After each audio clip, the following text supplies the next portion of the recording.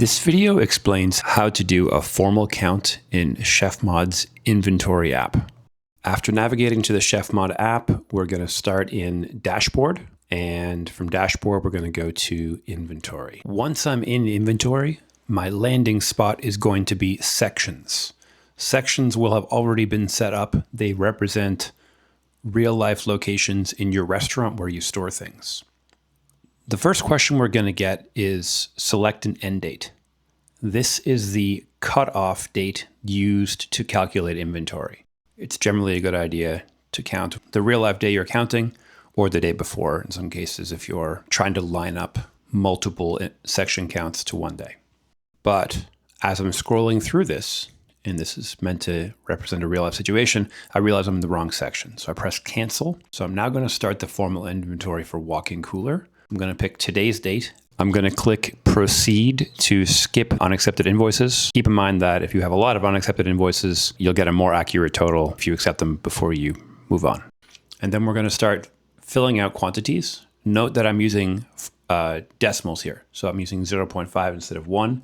You can count fractions of cases or fractions of units. In a formal inventory, every field must have a value. You can't leave anything blank.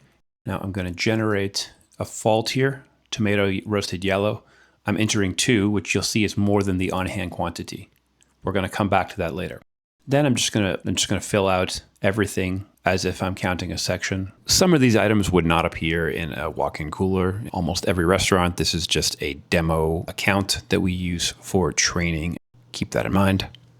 Okay, so we've finished our count. We've pressed complete, but you'll notice I haven't actually been able to submit the count. I didn't get a count complete icon. In a recent software update, we've introduced this before you submit the count pop-up window telling us there's an error. So what I'm going to do is I'm going to select show only flagged items. I'm going to go back to that and I'm going to assess why is this wrong. I realized I've miscounted. There's an impossible number here, meaning there's more than we had on hand. So then I modify the count.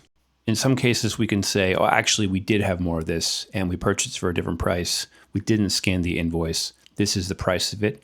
Or what I'm doing here is I'm adjusting my count to reflect the real number. In this case, I just miscounted. The system flagged this because I was representing we had more in stock than was possible according to the number we'd had on our invoices. You won't be able to complete a count unless you rectify those red or flagged items. That is a feature, not a bug. It is designed to keep counts accurate. But yeah, a formal count is as simple as that. We work by section. Everything must have a value. The more invoices that are accepted going into the count, the more accurate your numbers are going to be. I hope that was helpful. Any outstanding questions, please let us at ChefMod know. Thank you.